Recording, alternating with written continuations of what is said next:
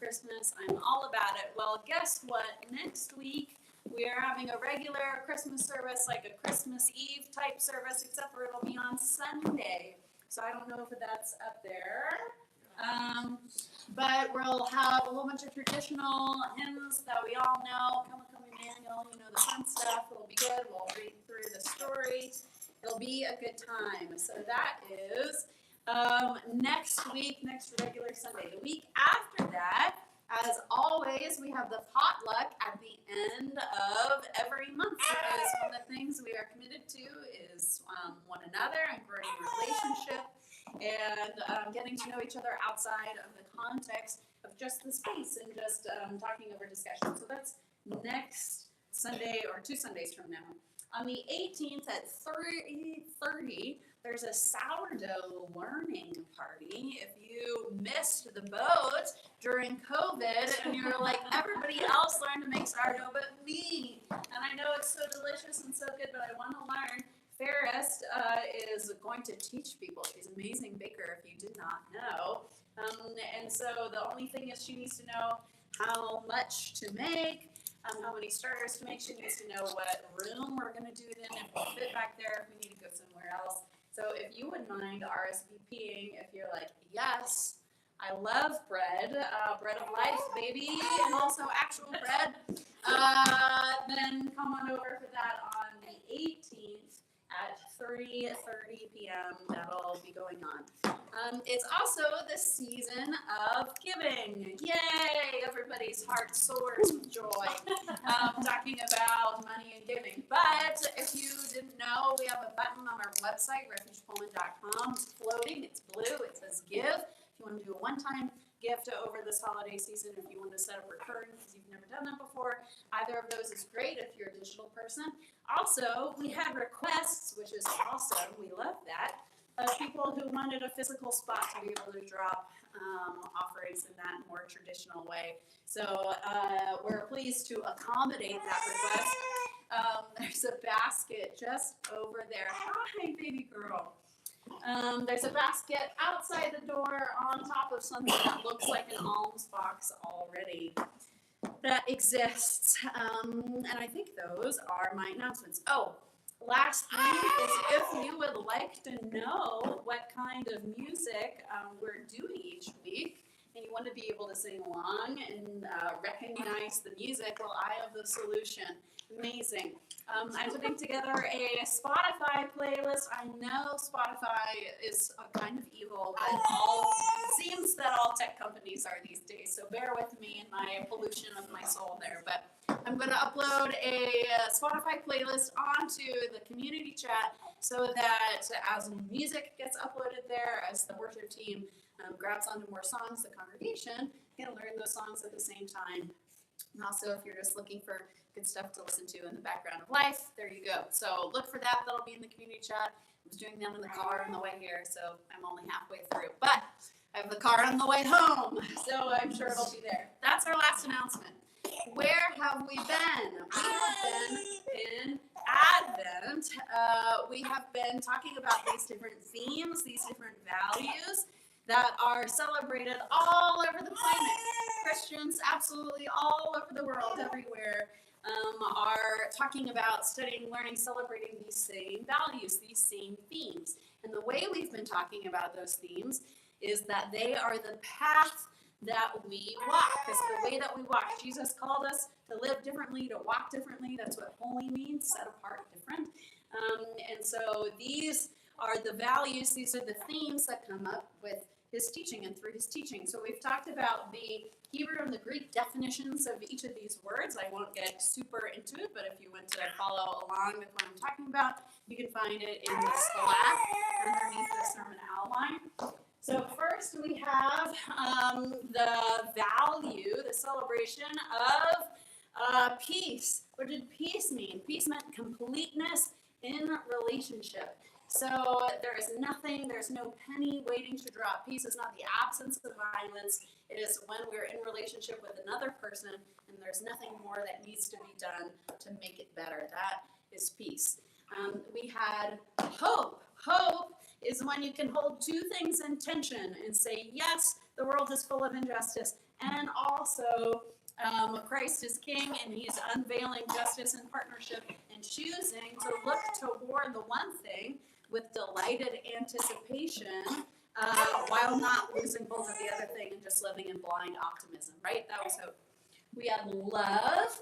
Love, unlike so many of us have perhaps been taught in the church, is not just begrudging service, where we say that's what it is to be a Christian. Loving one another means showing up against your will and having to mow somebody's lawn. Many of us don't really want somebody to show up to serve us if they're begrudging and don't actually delight in us or care about us or have affection for us. So we saw, again, in the Greek and Hebrew, that love is an emotion of affection. That's a deep connectivity that has to do with the vulnerability, right? The word ahava had to do with breathing together. Was the idea in love. It's something that is emotional and real that God has for us, right? Because God doesn't just begrudgingly serve us. He doesn't just show up and say, oh, well, I guess I committed to this, so here I am. And then our last value that we did last week was joy. And once again, many of us have heard about joy, that it's this Zen compliance with the idea that Christ is king, right? Okay, so I know that God's in control, and because of that, I'll let go of worrying, and I'll just find this inner Zen. And we've been told that that's what joy is, which very much reflects many of our cultures of Protestantism, which would like to sit on our seat with their coffee very much. Not have to get up and do anything. However, in Greek and Hebrew, we see that it is a boisterous revelry, that it's embodied. The words in Hebrew are multitude for joy, and they're things like jump for joy, dance for joy, spin for joy, leap for joy, sing for joy, war cry for joy. All of those are very embodied and very committed, and not just this kind of like inner peace version of joy that some of us have been trained in. So if those are our values, that's the path that we are walking. Where can we find all those things? It was the punchline and yet the bottom line of every sermon. We said, where can we find it? And everybody said, Jesus, all together. Because the glorious thing, the hopeful thing, peaceful, loving, joyful thing, is that none of those things have to be found extrinsically or intrinsically, right? Extrinsically, so often we look for, I will have peace when this happens. I will finally be able to experience joy and love when everybody else stops messing up, or when I'm finally good enough, or when people finally see all the hard work I've been putting in, or when I finally achieved enough, or when I finally stand out from the crowd, or if I'm belonging with the crowd, or once I'm competent enough, or I've run away from the things that are dragging me down, I fixed myself somehow. Or I've just detached and numbed out and floating around in space, then I'll finally be able to have peace, hope, love, joy, right? We have all these narratives. We've talked about them together every week. And yet, in the text, over and over in Scripture, we see that the beautiful thing is that we're not invited to white knuckle it through and say, now I'm going to experience joy because it's Christmas. But also, we don't have to go seek it from other people whom we're not in control of. But rather, the Spirit of God dwells within us. That's the whole point of the incarnation, that God is within us, that the kingdom of God is at hand. And whereas before, God's presence dwelled in a tent, and then a temple, and then the person of Jesus, now God's Spirit dwells in us, which means that all of those things, God's joy, God's love, God's peace, God's hope, all resides within us without us earning or doing anything to get to a particular point that is already freely accessible. And we can cultivate that by cultivating the presence of God in the ways that we've already talked about.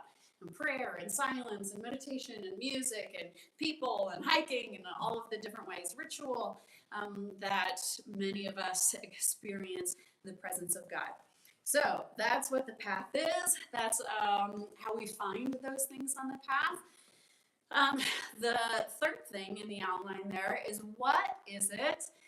What does it take to be able to walk that path? What do we need to be able to be on the path?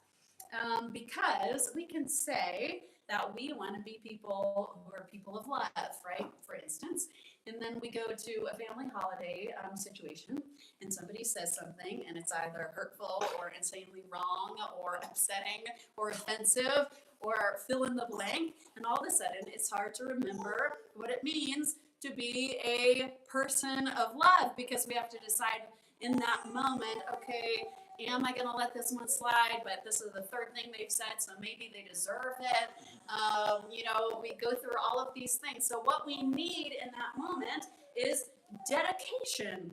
Dedication is taking those values down off the wall and saying, instead of saying, yes, these are the general things I live my life by, but when I have a commitment, I'm going to decide whether to keep that commitment based on, did I get enough sleep last night? Is there anything else going on? Maybe I already did something in the earlier part of the weekend, and so my schedule is kind of full. I'm going to have a down day, right? That's not dedication. That is fitting things into the mosaic of our life, which is healthy and normal to do.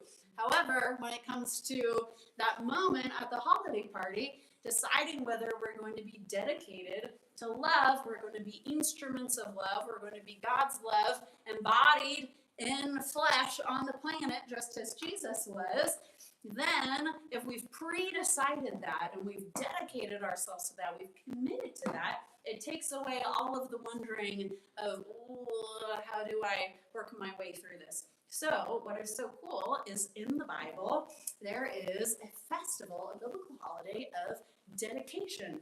Say the word Hanuch. Hanuch means dedicate, to be dedicated. So say Chanukah. Hanukkah. There it is. Hanukkah is the festival, biblical festival that begins today. Why is it biblical? Well, in John 10, it says that Jesus went to the temple. He went to Jerusalem. He went to the temple in the wintertime to celebrate the feast of the dedication. And then he has this conversation with the Pharisees, or the people who are gathered there, about what it means to be dedicated. In verse 36, he says that he has been dedicated. So Hanukkah, before it became about latkes and oil miracles in the Second Temple era, it was about the rededication of the temple. The temple had been desecrated, and then they dedicated it to God once again. The temple existed to bring people into healthy relationship with God, right, via sacrifices with one another, via peace offerings, and then with themselves via healing with the priests. So that was the point of the temple. And then Jesus says, I have been dedicated by my Father to these same things, right? Because the presence of God wasn't in a building anymore, it was in this person. So there's this invitation on Hanukkah, on this particular holiday, to say, what things are we dedicated to? What are the things that we have decided give our life meaning, that we are living for? Where is our intention? Where is our life going? Are we going to get to the end of the road at our death and say, well, I did my job and I raised my kids mostly, and I guess that was it, the end, and then it's the end of our life? Or are we building something in a particular direction with intention?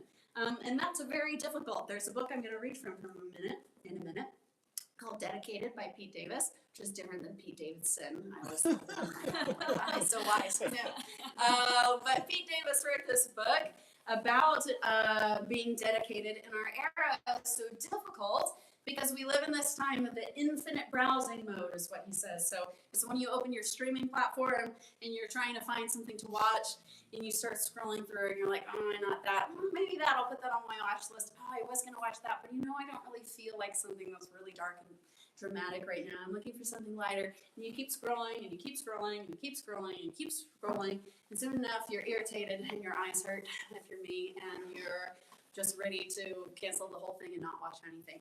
So in our lives, and especially our culture, especially post-COVID, there's this openness of not wanting to be committed to things, to say, I'm going to keep my options open. Maybe that's career, maybe that's in relationships.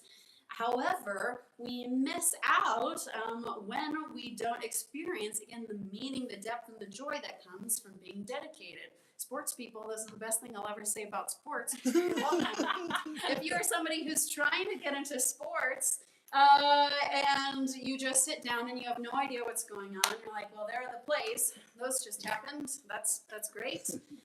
There was another play. Now the ball's over there. Yay! But if you're a dedicated fan who has been in the midst of this team and the story and all the players, and you know if it's the WNBA, who's dating and who's married in the team, and you know what's going on with the coach, and who's been kicked out and who's been brought on, all of these things, when you watch a play, it's not just watching the ball fly around, it's knowing, oh my gosh, that's hilarious. They ran that same play 4 years ago at the same championship against the same player, and it worked then, and it worked again. I can't believe that. That's insane, right? It's from the depth of commitment, from decades of tattooing the team on your body and showing up to absolutely every event that you can, that you experience that joy that you never get if you just bounce around and say, oh, I'm going to go see this team, or oh, these people are doing well, I'm going to go check out, maybe hockey is it, and you go around and you're not committed. It's also like gardening.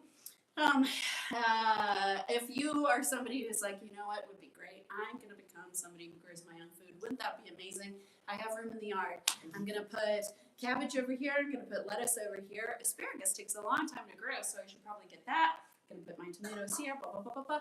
You fill up, scatter a whole bunch of seeds around. You have no idea about gardening. You have no idea about those species. You're going to have a really hard time.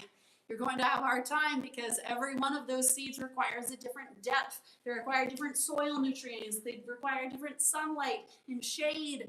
It requires different pest control for which pests come to different animals. It needs different care. And if you don't know that and you're just doing all these things, you're going to end up giving up or lying on the ground being like surrounded by slugs and different aphids and not knowing what's going on, versus we can be people who say, you know what, I'm just going to plant tomatoes and peppers, and I don't know what I'm going to do or how to do that, but I'm going to learn.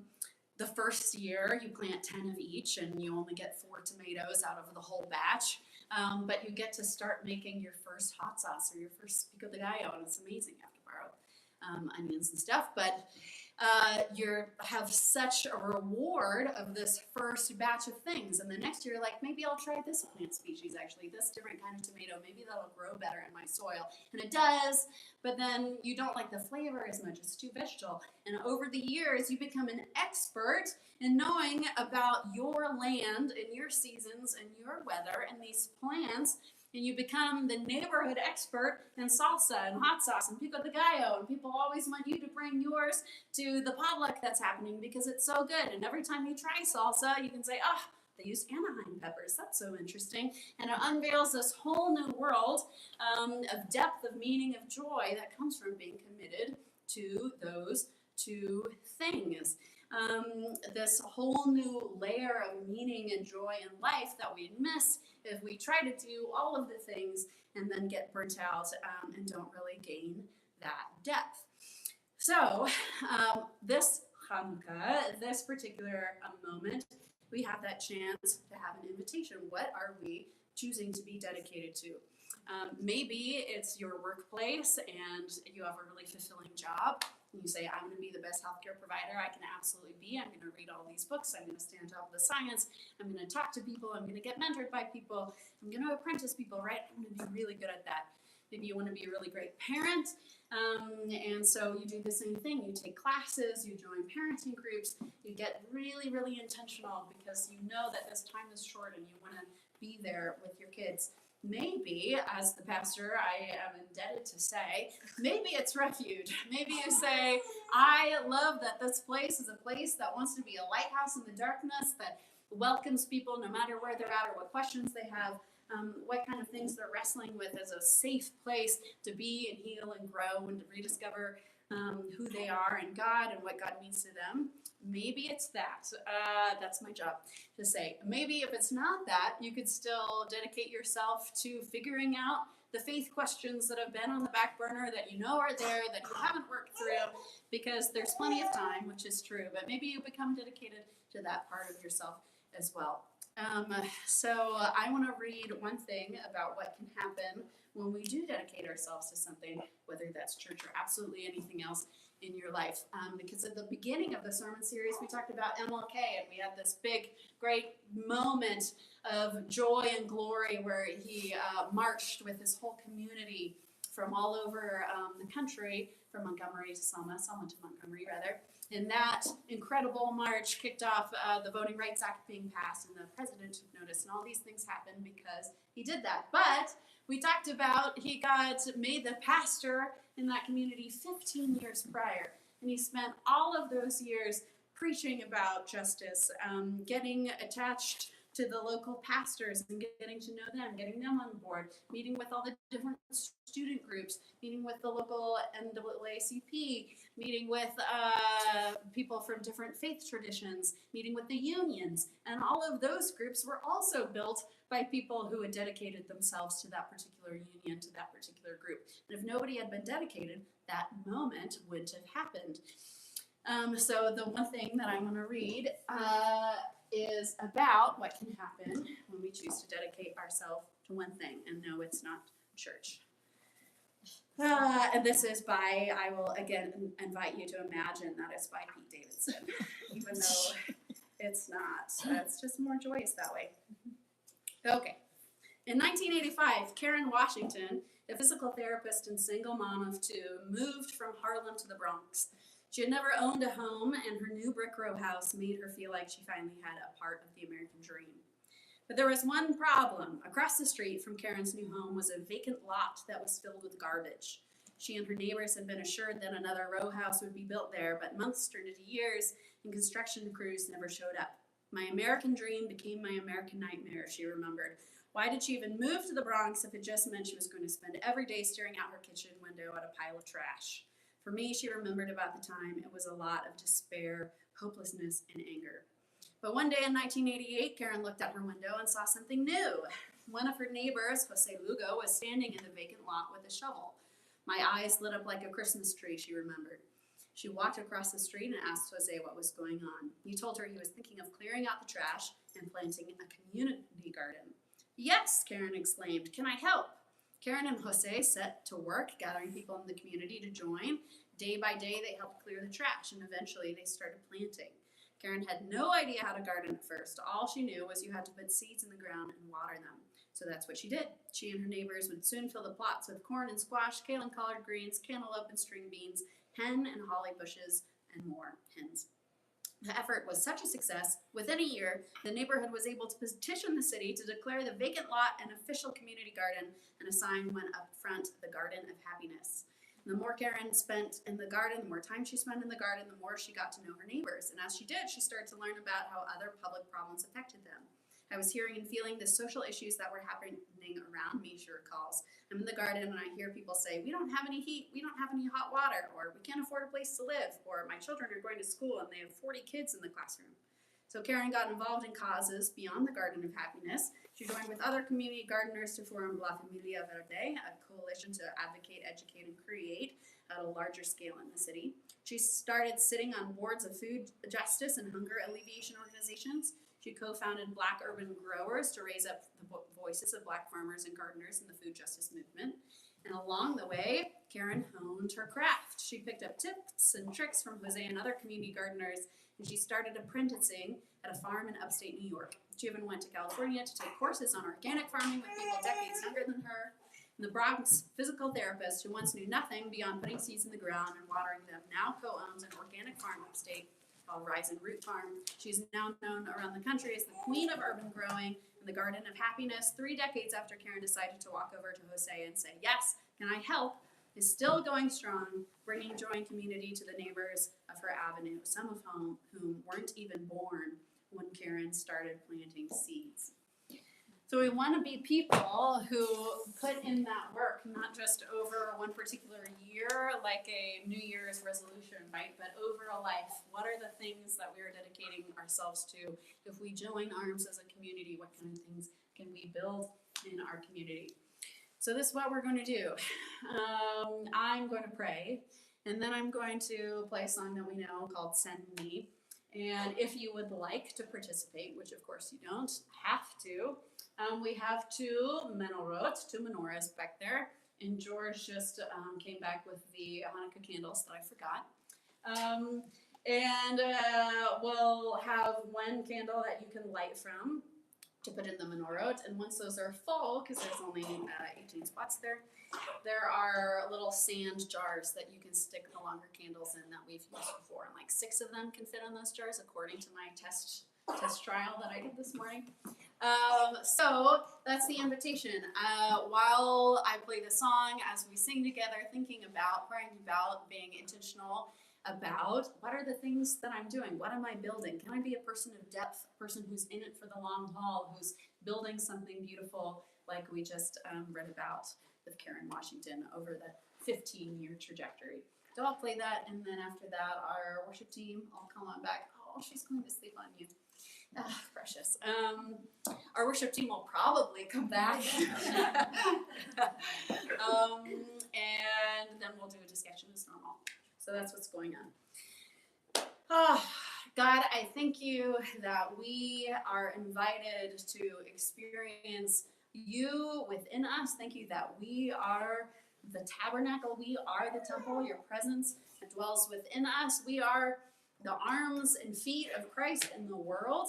And you do not tend to move without our partnership. And so I pray that you would lend us your wisdom, your spirit, your energy, zeal, to be able to spot, even if we don't know what it is right in this moment, 1 or 2 things that we want to build our life towards, that we want to say, I am passionate about this thing and I can't fix everything on the planet, but I do feel equipped. I do feel called to do this one thing, and then to stay with it, even in infinite browsing mode. I thank you that you are with us, that you talk to us through that whole process, and in that process, we get to know you in the garden week after week, day after day, doing all the pruning and weeding and pest control and all the things, both in our own souls and also in our community as we build stuff together. So I pray that you would make us people of dedication, people of courage who are able to say, I don't even know if this is the one thing, but I'm going to start to be all in on it. So I pray that you would show up in the song, in this little ritual that we're going to do together, and the rest of our time. Let your spirit speak clearly to us. In your name, Jesus. Amen.